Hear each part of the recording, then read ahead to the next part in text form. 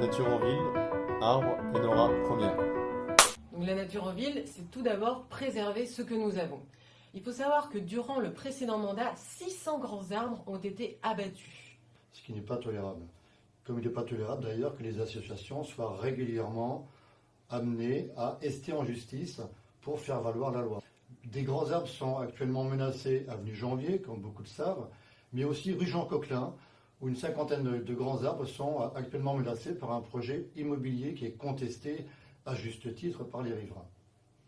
Alors pourquoi défendre les grands arbres en ville? Parce qu'ils sont nécessaires pour la qualité de l'air, ils sont très utiles contre le réchauffement des quartiers, des rues, les effets canyon par exemple, et ils sont très utiles pour la biodiversité. Les petits arbres que l'on plante ne sont pas aussi efficaces, notamment puisqu'ils n'ont pas cette masse foliaire. Voilà pourquoi nous voulons mettre en place un plan canopé avec un audit de l'existant et aussi un moratoire sur l'abattage des grands arbres pour arriver à la fin du mandat à un arbre par habitant. Nature en ville et Nora Prévalet première. Il nous faut aussi préserver la seule zone naturelle que nous avons à Rennes, qui est la Prévallée. Elle est actuellement menacée par différentes causes. La première, c'est la majorité actuelle qui veut en faire un parc urbain, comme le montre par exemple cette route goudronnée en plein milieu de la Prévallée, qui est une aberration pour la biodiversité qui s'y trouve. Elle est menacée par l'extension du Stade Rennais. Les terrains d'entraînement du Stade Rennais, qui, si on en croit les dernières indications du PLU intercommunal, certaines parcelles ont changé de codification et qui permettraient malheureusement la possibilité de construire sur des zones humides. Toutes ces décisions qui passent en conseil municipal ou voire même arrêt de métropole ne s'embarrassent pas du tout d'une étude d'impact environnemental, ce qui est quand même incroyable. Donc pour toutes ces raisons, nous nous opposons et nous préserverons tant que nous pourrons cette zone naturelle de la Prévallée. Nature en ville, Jean-Paul première. Notre première action sera bien évidemment d'essayer de récupérer dans les meilleurs délais une bonne qualité d'eau de surface, puisqu'aujourd'hui nous constatons malheureusement que seulement 13% des volumes d'eau de surface sont qualifiés de bonne qualité. Les causes sont multiples. Vous avez les rejets de l'agroalimentaire, de l'agriculture. Par exemple, personne n'a oublié l'usine Lactalis qui a pollué la rivière La Seiche et qui a tué plus de 4 tonnes de poissons. Ce préalable de récupération d'une eau de bonne qualité est tout à fait nécessaire pour la nature et aussi pour l'eau du robinet. Concrètement, pour récupérer une bonne qualité d'eau de source, nous adhérons au projet des associations qu'ils appellent le projet Chaise-Canu, qui correspond à une zone de captage importante pour les Rennaises et les Rennais. Et ce projet implique la transition écolo, la transition bio dans les pratiques agricoles de tout ce secteur, avec zéro pesticide bien évidemment, et ceci dans un délai extrêmement rapide. Donc, la restauration collective est une compétence importante de la ville de Rennes, à partir de la cuisine centrale, environ 13 000 repas par jour pour les écoles et les EHPAD. La cuisine centrale pose un problème puisqu'elle ne permet pas d'éplucher et de laver des légumes, de préférence bio. Donc les légumes viennent de légumiers du Finistère ou des Côtes d'Armor et préparés, mis sous vide par une entreprise de Pontivy.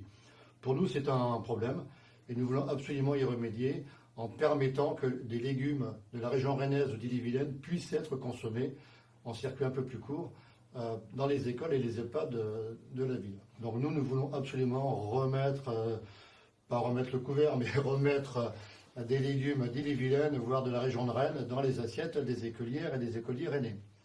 La deuxième action, c'est effectivement de se donner comme objectif 100% bio dans les écoles et les EHPAD d'ici la fin du mandat. Ainsi, en se dotant d'un bon outil, nous pouvons raisonnablement avancer vers cet objectif de 100% bio dans les écoles. Une autre intention forte que nous avons, c'est d'expérimenter la possibilité de réintroduire une cuisine dans une école ou pour plusieurs écoles dans un quartier, ce qui nous permettra en même temps d'essayer de tisser des liens avec des jeunes paysans qui pourraient s'installer et ainsi consolider des circuits courts d'alimentation entre des producteurs locaux et des consommateurs locaux. Tout en ayant aussi une vertu pédagogique au sein de l'école, en introduisant l'éducation au goût, de manière à démontrer à nos chers petits-enfants que les petits pois ne naissent pas dans les boîtes, mais bien dans un jardin. Voilà donc des actions que nous voulons absolument mener pendant ce mandat. Alimentation, il y aura 0 pesticides première. Donc nous voulons que Rennes et Rennes Métropole soient un territoire de 0 pesticides. Et pour ça, il faut absolument mettre le paquet sur l'accompagnement des paysans. Il faut savoir qu'il y a différents freins à l'installation. Par exemple, l'accès à la terre. Nous tenons à être très actifs sur le foncier agricole qui est pour nous la clé pour une évolution dans le bon sens de la transition écologique absolument indispensable. À savoir qu'aujourd'hui, quand un agriculteur cesse son activité, il y a malheureusement de fortes chances que ces terres aillent à l'agrandissement d'autres grandes exploitations. Et nous voulons contrarier ce phénomène-là et donc grâce à la préemption agricole, aider en même temps des jeunes paysans à s'y installer. Il leur faut un accompagnement et nous voulons fédérer tout ce qui est projet agricole pour pouvoir favoriser la transmission de compétences. Et sans cette volonté politique-là, nous n'assurerons pas la transition écologique absolument nécessaire. Nous produisons plus de 187% des œufs et 147% de la viande que nous consommons sur Rennes. Voilà aussi pourquoi, si nous voulons arriver à un objectif d'autosuffisance alimentaire, il va falloir installer plus de maraîchage, mais également de cultures fruitières. Le 0 pesticide pour toutes les terres, ça sera très bon pour tous les agriculteurs et les paysans, mais aussi pour les riverains, aussi pour la biodiversité et bien entendu pour le climat. Et annonce, déchets, il y aura première. Actuellement, la majorité des déchets qui sont produits sur Rennes et Rennes Métropole sont incinérés par l'usine de Villejean-Borgard. Il faut savoir que c'est une technologie extrêmement polluante. Contrairement à ce qu'on peut penser, on se dit le déchet est incinéré, il disparaît. Et bien pas du tout. Il y a des déchets qui restent, donc on appelle des résidus, des mâches fer, c'est-à-dire que pour 1 tonne de déchets incinérés, il y a quand même 300 kilos encore de déchets résidus. Mais aussi, il y a ces fumées qui sortent de l'incinérateur et qui peuvent être extrêmement toxiques. Il y a de la dioxine, des métaux lourds, et cela se retrouve malheureusement dans la rue et fragilise la santé des riverains.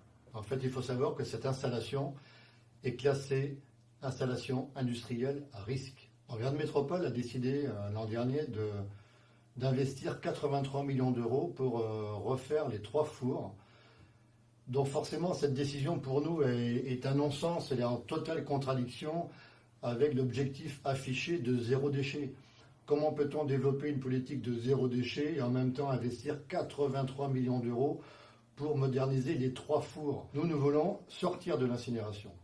Donc les 144 000 tonnes d'ordures ménagères et d'encombrants brûlés aujourd'hui, il va en falloir en réduire le volume. Même un déchet qui se dit recyclable, donc c'est-à-dire qui est dans la poubelle jaune, se retrouve dans le centre de tri du Reux, mais ensuite il est envoyé de l'autre côté de la France et qui a donc un impact carbone. Nos actions se porteront évidemment sur les grandes enseignes, la grande distribution, les industriels, de manière à limiter le suremballage. Nous pensons qu'il faut absolument développer les initiatives citoyennes et aider les associations qui portent des projets de recyclerie, de ressourcerie, de manière à ce qu'il y ait effectivement d'autres solutions que l'incinération pour les objets, du mobilier, je ne sais quelle autre bricole qui pourrait aider et inspirer toute une série de personnes et de projets.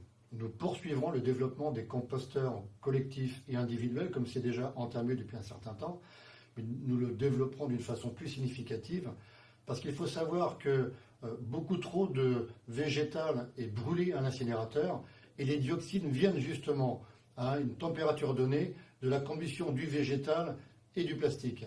Donc effectivement, plus on composte, moins on crée les conditions de fabrication de dioxines qui s'échappent par les cheminées. Autre mesure pour éviter le suremballage, c'est inciter un maximum de commerces à mettre en place le vrac, mais aussi la consigne.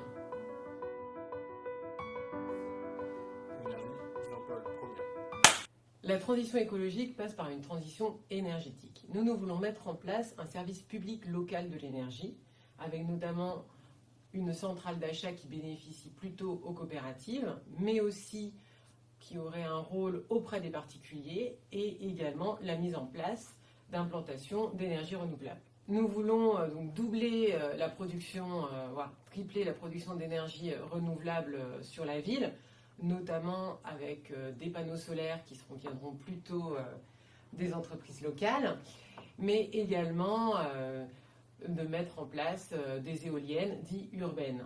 Il faut également que nos bâtiments publics soient économes et autosuffisants en énergie. Donc ce sera l'objectif de notre mandat. Si d'un côté il est bien de produire de l'électricité, d'un autre côté il est bien aussi d'en réduire la consommation. Parce qu'à l'instar des déchets, si nous voulons sortir de l'incinération, il faut avoir moins de déchets. Si nous voulons sortir du nucléaire, il faudrait aussi un peu moins consommer pour éviter de se prendre des centrales pour plus longtemps qu'il ne faudrait. Et à ce point de vue, donc, la ville de Rennes peut effectivement actionner un certain nombre de leviers, par exemple contraindre les publicités lumineuses totalement inutiles, en commençant d'ailleurs par la tour Signal des Jacobins, que je me ferai un plaisir d'éteindre, ainsi que différentes autres contraintes réglementaires que nous pourrions activer en ville. L'énergie, ce sont aussi ces compteurs communicants, Linky pour l'électricité et Gaspard pour le gaz. Beaucoup de personnes refusent actuellement l'installation de ces compteurs, et cela à juste titre. Il faut savoir que ça pose des problèmes en termes de données personnelles, mais aussi de santé publique.